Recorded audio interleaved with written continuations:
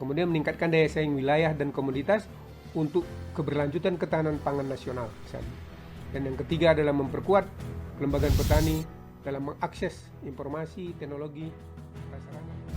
Gebrakan Kementan, siap kembangkan pertanian berbasis korporasi.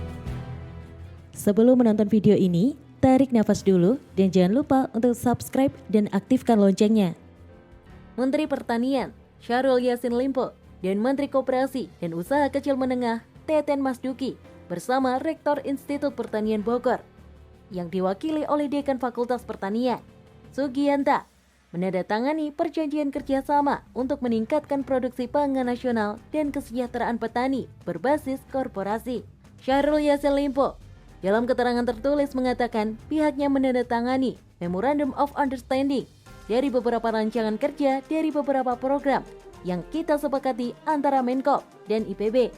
Kita berharap budidaya yang kita tangani dan petani yang dikorporasikan dan kemudian kita memilih komoditi tertentu untuk kita dorong untuk masuk kepada marketplace yang ada. Rektor IPB, Arief Sotri, mengapresiasi gebrakan Mentan dalam menggandeng menteri lainnya untuk bekerja sama dengan perguruan tinggi agar inovasi dan teknologi yang dihasilkan dapat direplikasi ke masyarakat dan mengkorporasikan ke petani. Tak hanya itu, keterlibatan perguruan tinggi juga untuk mengonsolidasikan petani dalam suatu kelembagaan dengan manajemen yang membuat pertanian dan petani itu sendiri maju dan mandiri. Arief menilai langkah Mentan SYL bersama Menkop UKM Teten Masduki bekerja sama dengan 15 perguruan tinggi, utamanya IPB, adalah sangat tepat. Sebab perguruan tinggi adalah institusi yang melahirkan riset, inovasi, dan lulusan yang handal. Bidang pertanian harus didukung kebijakan yang kuat, termasuk pengembangan pembiayaan, pemasaran, dan pengembangan usaha tani. Menteri Pertanian menegaskan, kerjasama yang dilakukan tersebut merupakan kesepakatan masing-masing pihak guna melakukan kerangka kerja di kemudian hari yang bermuara pada kesejahteraan petani dengan pembagian porsi tugas yang nyata. Lalu, masing-masing sektor bekerja sesuai dengan tugas dan fungsi pokoknya. Sementara itu, Menteri Koperasi dan UKM Teten Masduki menyebutkan bahwa kerjasama yang dilaksanakan hari ini merupakan pelaksanaan amanah yang diinstruksikan oleh Presiden Joko Widodo untuk memperhatikan korporasi petani. Sekarang, antar kementerian diminta untuk kolaborasi dan integrasi program. Salah satu yang ditugaskan Pak Presiden itu adalah membangun korporatisasi petani. Pertanian wilayah Pak Mentan, kami merumuskan dalam korporasi pangan. Kami akan membantu Pak Mentan di kelembagaan petaninya. Lebih lanjut, Teten menyebutkan tantangan terkait kelembagaan petani yang saat ini dihadapi oleh negara Indonesia adalah kelembagaan petani yang belum tersusun dengan baik, lalu masih memilih usaha dengan skala kecil dan bersifat individual. Untuk disadarkan, kemudian dibangun kelembagaan dengan skala ekonomi. Bagaimana kelembagaan petani sekarang? Dari petani-petani perorangan dengan skala sempit dikembangkan menjadi skala yang ekonomi. Ini yang kami tawarkan. Biar kami yang ngurus kooperasinya. Selanjutnya, kerjasama yang dilaksanakan para petinggi lembaga tersebut mengupayakan untuk menghubungkan dengan akses petani kepada pembiayaan dan pasarnya. Terkait dengan kerja nyata dari kerjasama ini, dalam waktu dekat akan direalisasikan pilot project koperasi dengan pembiayaan dari bank usaha milik negara, menggandeng off-taker pada komoditas pilihan pisang mas. Sementara itu, Dekan Fakultas Pertanian Institut Pertanian Bogor, Sugiyanta, menyebutkan sumbangsih yang akan diberikan dari lembaga akademiknya berupa 3 poin utama, yaitu dalam bentuk inovasi, sumber daya yang kompeten, dan pendampingan untuk petani yang menjadi konsentrasi pengawalan. Yang pertama, dari IPB kita menyumbang inovasi-inovasi untuk produktivitas dan efisiensi yang modern, mau itu on-farm ataupun off-farm. Yang kedua, sumber daya manusia yang unggul. Kita lahirkan petani-petani milenial yang siap mengadopsi teknologi modern. Yang ketiga, pada bentuk pengawalan kelembagaan petani. Ini komitmen kita semua, terutama dorongan dari Pak Mentan, untuk terus meningkatkan kesejahteraan petani dan mengembangkan komoditas pangan yang berdaya saing. Petani menikmati harga yang lebih tinggi ketimbang menjualnya ke pasar konvensional.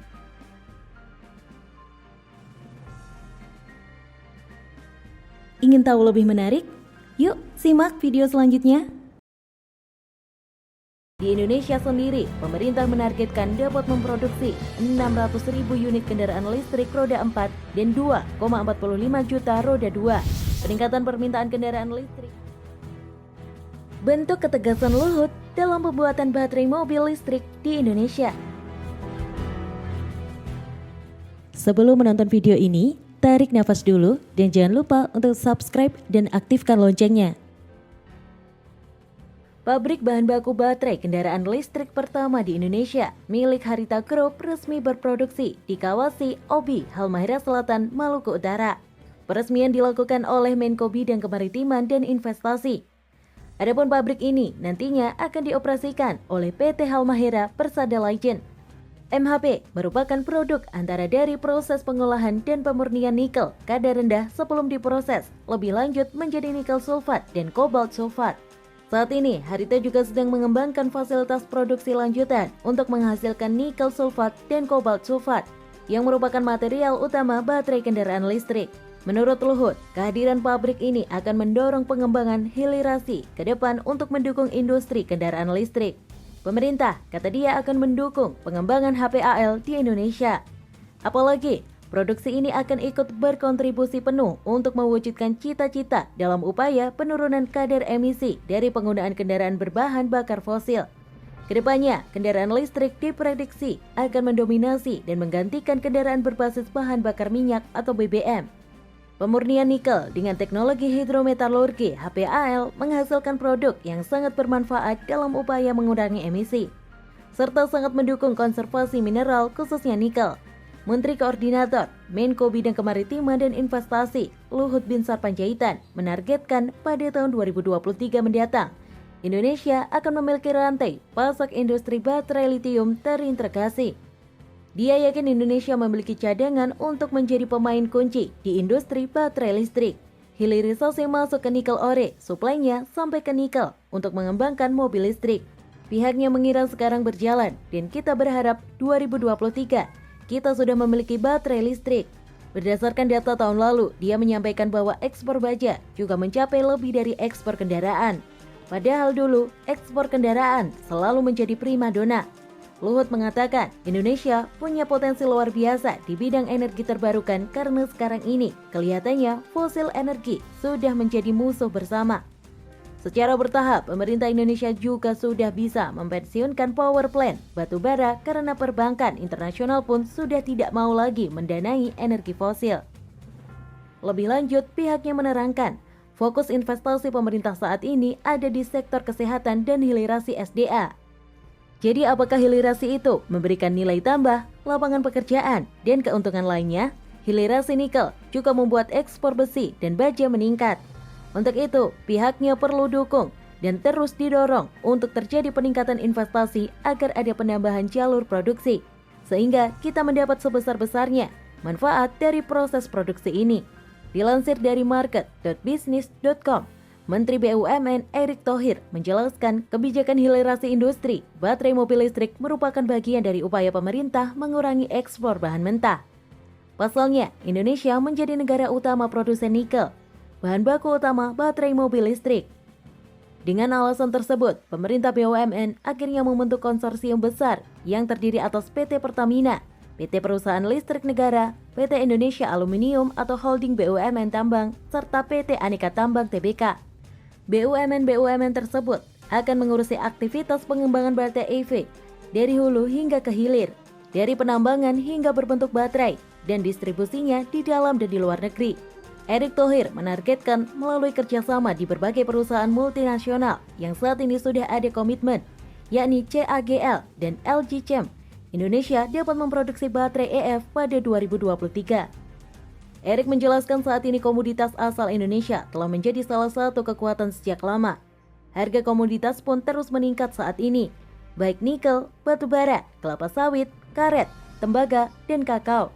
Dengan nilai investasi smelter HPAL dari PT Halmahera Persada Legend ini yang nilainya lebih dari 1 miliar US dollar diharapkan akan dapat menjadi faktor pendorong dan berkontribusi terhadap peningkatan kesejahteraan di daerah seperti peningkatan pendapatan daerah, penyerapan tenaga kerja lokal, pembangunan infrastruktur, peningkatan kualitas pendidikan, dan kesehatan. Luhut mengatakan, pada 2030, masyarakat secara global mempunyai kesadaran untuk mengurangi emisi dan akan mendorong kenaikan permintaan kendaraan listrik yang nilainya mencapai 31,1 juta unit. Di Indonesia sendiri, pemerintah menargetkan dapat memproduksi 600.000 unit kendaraan listrik roda 4 dan 2,45 juta roda 2. Peningkatan permintaan kendaraan listrik dapat menaikkan permintaan baterai, terutama jenis NCM.